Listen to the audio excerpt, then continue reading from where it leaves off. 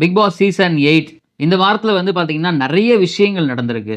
யாருக்கு nomination free pass போய் சேர்ந்துச்சு, யார் டைரக்ட் நாமினேஷன் வாங்கியிருக்காங்க, யார் பெஸ்ட் பர்ஃபார்மர், யார் ஒஸ்ட் பர்ஃபார்மர், என்ன காரணம் அவங்களுக்கு, இவங்கெல்லாம் அதுக்கு டிசர்வ் தானா, அது மட்டும் இல்லாமல் டபுள் எவிக்ஷனா ட்ரிபிள் எவிக்ஷனா, இந்த வாரத்தோடைய டிசைடர் யார், நெக்ஸ்ட் வீக் யார் யாரெல்லாம் போக போகிறாங்க அப்படின்னு முக்கியமான எக்ஸ்க்ளூசிவான விஷயங்கள் இந்த வீடியோவில் இருக்க போகுது. பிக் பாஸ் ரசிகர் வந்து வீடியோ ஸ்கிப் பண்ணாமல் பாருங்க. Welcome to the channel. நானும் உங்கள் விஷால் சரவணன். வாங்க வீடியோக்குள்ள போகலாம்.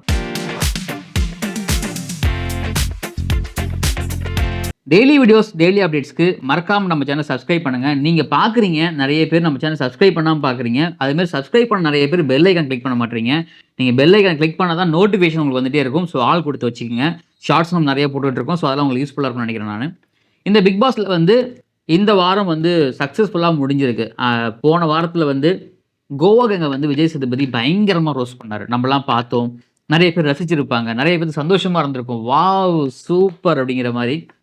பட் அதெல்லாம் தாண்டி அந்த வாரம் கடந்து வந்ததுக்கப்புறம் நம்ம வந்து பார்த்தீங்கன்னா நிறைய டாஸ்க் வச்சாங்க. இந்த தொழிலாளர்கள் மற்றும் முதலாளிகள் டாஸ்க் வச்சாங்க. இதில் வந்து நிறைய பேர் ஸ்வாப் ஆனாங்க. இதில் வந்து நாமினேஷன் ஃப்ரீ ஜோன், அதுக்கப்புறம் பார்த்தீங்கன்னா டைரக்ட் நாமினேஷன், ஸோ அது மாதிரி நிறைய விஷயங்கள்லாம் பண்ணிக்கிட்டு இருக்கும் பொழுது இந்த டீமில் வந்து யார் டபுள் எவிட் ஆக போகிறாங்க, யார் வந்து இந்த வாரம் ஸ்டே பண்ண போகிறாங்க, யார் பெஸ்ட்டு பர்ஃபார்மர் ஆக போகிறாங்க, யார் கேப்டன் ஆக போகிறாங்க அப்படின்னு நம்ம தொடர்ந்து வாட்ச் பண்ணிட்டே வரும்போது நம்ம எல்லாம் ஒரு மனசில் நினச்சிருப்போம் இல்லைங்களா. ஸோ இவங்களாம் இருந்திருப்பாங்க, இவங்களாம் இருந்திருக்க மாட்டாங்க அப்படின்னு சொல்லிட்டு ஃபஸ்ட்டு இந்த வாரத்தோடைய நாமினேஷன் ஃப்ரீ பாஸ் யாருக்கு போய் சேர்ந்துச்சு, அது என்ன காரணம், அவர் டிசர்வ்டா அப்படின்னு முதல்ல பார்ப்போம்.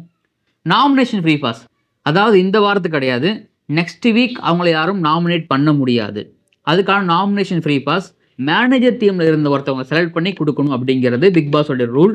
யார் நல்லா பர்ஃபார்ம் பண்ணியிருக்காங்க அப்படிங்கிற மாதிரி. அந்த டீமில் யார் இருந்தாங்க?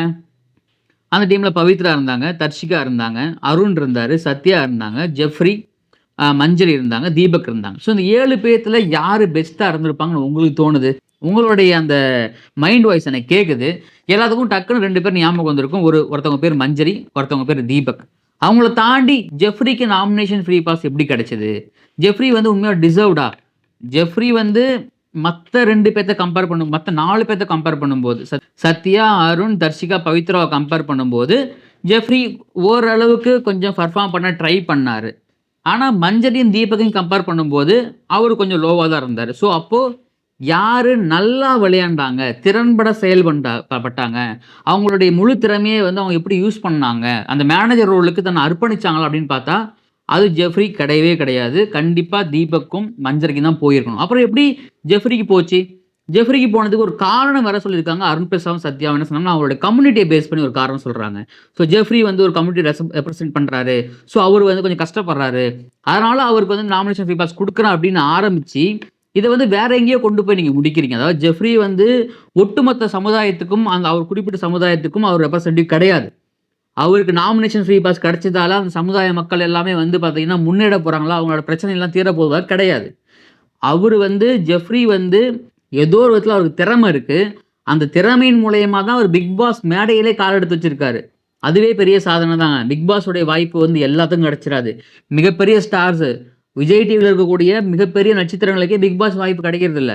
ஸோ அப்படி இருக்கும் பொழுது அவருக்கு கிடைச்சிருக்குன்னா அப்போ அவங்க எங்கேயோ அவர் வந்து ஒரு திறமையாலேயோ அவருடைய உழைப்பாலேயோ உள்ளே வந்திருக்காரு. அப்படி உள்ளே வந்தவரை நீங்கள் வந்து கம்யூனிட்டியை பேஸ் பண்ணி நீங்கள் வந்து உள்ளே அடக்கிறது வந்து பார்த்தீங்கன்னா ஏதோ ஒரு, அப்போனா நீங்கள் அந்த டைட்டில் வந்து பார்த்தீங்கன்னா இவர் இந்த கம்யூனிட்டியில் வந்திருக்காரு, அவர் ரெப்ரசென்ட் பண்ணியிருக்காரு, ஸோ அவர் கொடுத்தா வந்து நல்லாயிருக்கும், அப்போ நீங்கள் வந்து டைட்டில் தூக்கி கொடுத்துடலாம். பிக் பாஸ் டைட்டில் வின்னர் ஜெஃப்ரின்னு கொடுத்துட்டு போங்களேன். அப்போது அங்கே உண்மையாகவே திறமையானவர்களுக்கு வாய்ப்பு மறுக்கப்படுது இல்லைங்களா? அப்போ திறமையானவர்களுக்கு மறுக்கப்படுற வாய்ப்பும் திறமையற்றவர்களுக்கு கொடுக்கப்படுற அந்த வாய்ப்பு வந்து பார்த்தீங்கன்னா அது வந்து சமநிலையாகவும் இருக்காது, சமூக நீதியாகவும் இருக்காது. இந்த பார்வையை முதல்ல தப்புன்னு நான் நினைக்கிறேன். அதை தாண்டி ஜெஃப்ரி வந்து நல்லா விளையாண்டு டைட்டில் வின் ஆனார்னா அது எந்த கவலையும் எங்களுக்கு கிடையாது, எந்த பிரச்சனையும் கிடையாது.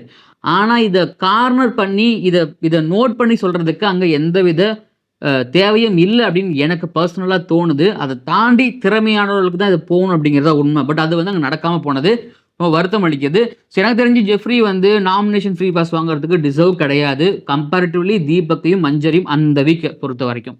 சரி, ஓகே. டைரக்ட் நாமினேஷன் யார் பண்ணியிருக்காங்க? டைரக்ட் நாமினேஷன் வந்து தொழிலாளர் வீட்டில் இருக்கக்கூடிய ஒருத்தவங்க சூஸ் பண்ணி இவங்களை வந்து நீங்கள் பண்ணணும். தொழிலாளர் வீட்டில் யாரெல்லாம் இருக்காங்க? முத்துக்குமரன், ஜாக்லின், ரஞ்சித் சார் இருக்காரு. அதுக்கப்புறமா வந்து அன்ஷிதா இருக்காங்க, விஜய் விஷால் இருக்காரு, ரயான் இருக்காரு, ராணவ் இருக்காங்க.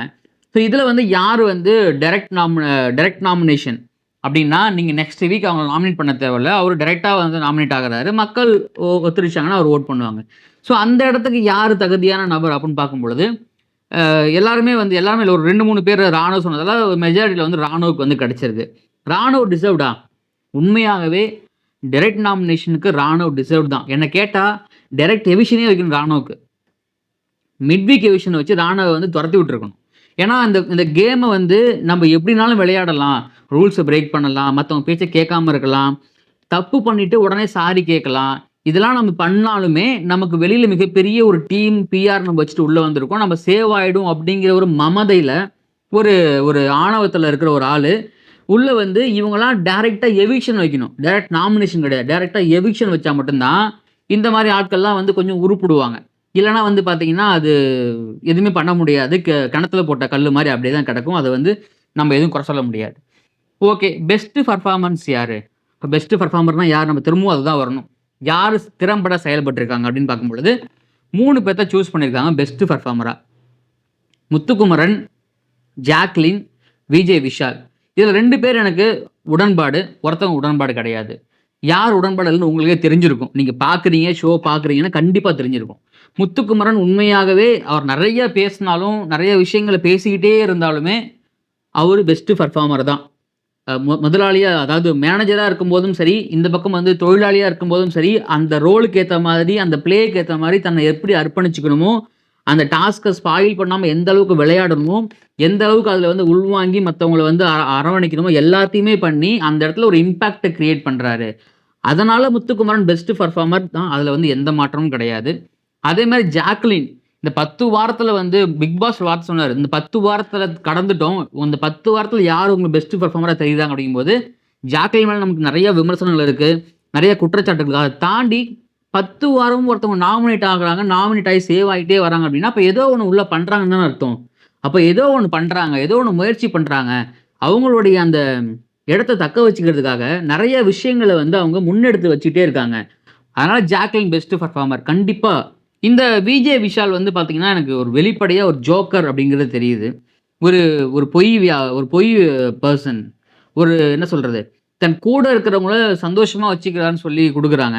எனக்கு தெரியல எந்த இடத்துல ஒரு ஹாப்பியாக வச்சுக்கிறாரு. மற்றவங்கள கேலி பண்ணி, மற்றவங்களோட இருக்கிற குறைய கண்டுபிடிச்சி, மற்றவங்கள மாறி வந்து அவங்களுடைய அந்த ஏதோ சொல்லுவாங்க, ஒரு வார்த்தை சொல்லுவாங்க. அது அப்படிலாம் பண்ணி மற்றவங்க கேலி கிண்டல் பண்ணுறதால ஒரு என்டர்டெயின்மெண்ட் ஆகிடுவாரா அப்படின்னு கேட்டால் தெரியல. என்டர்டெயின்மெண்ட்டுக்கு அர்த்தமே வேறு. ஒரு என்டர்டெயின்மெண்ட்னா எல்லா விஷயமும் பண்ணணும். அந்த எல்லா விஷயமும் விஜய் விஷால் இருக்கான்னு கேட்டால் கிடையாது. அப்போது விஜய் விஷால் தன் கூட இருக்கிறவங்கள்ட்ட என்டர்டெயின்மெண்ட்டாக இருக்கார். யார்? சத்யா சொல்கிறாரு, அருண் பிரசாத் சொல்கிறாரு, ஜெஃப்ரி சொல்கிறாரு, நம்ம ரஞ்சித் சொல்கிறாரு. அங்கே இருக்கிறவங்களுக்கு பக்கத்தில் இருக்கிறவங்களுக்காக மற்றவங்களை கலாய்ச்சி, மற்றவங்களை கேலி கிண்டல் பண்ணி சந்தோஷமாக வச்சுக்கிறது பேர் உண்மையான என்டர்டெயின்மெண்ட் கிடையாது. விஜய் விஷால்லாம் என்டர்டெய்னர் அப்படிங்கிற வார்த்தையில் இருக்குல்ல, அந்த ஈக்கு கூட தகுதி இல்லாத பர்சன் தான் விஜய் விஷால். ஸோ அவர் வந்து பெஸ்ட்டு பர்ஃபார்மராக எப்படி உள்ளே வந்தாருன்னு கண்டிப்பாக என்னால் இன்னமும் யூகிச்சு பார்க்க முடியல. இதெல்லாம் கேட்கும் பொழுது இந்த பிக் பாஸ் ஷோ ஏன்டா பார்க்கணும் அப்படிங்கிற மாதிரி ஒரு நினப்பு உள்ளே வந்துடுது. இந்த பக்கம் வருவோம், ஃபஸ்ட்டு பர்ஃபார்மன்ஸுக்கு வருவோம். ஃபஸ்ட்டு பர்ஃபார்மன்ஸில் எனக்கு பர்சனலாக ஃபுல்லி சாட்டிஸ்ஃபைட் அப்படின்னு சொல்லுவேன் நான். ஏன்னா ரஞ்சித் அவர்களும் பவித்ரா அவர்களும். என்ன இப்படி சொல்லிட்டீங்க? ரஞ்சித் இப்போ இந்த வாரம் கேப்டனாக இருந்திருக்காரு, அவர் போன வாரம் பெஸ்ட்டு பர்ஃபார்மன்லாம் இருந்திருக்காரு. ரஞ்சித் இத்தனை வாரம் எப்படி உள்ளே இருந்தாருன்னே தெரில எனக்கு.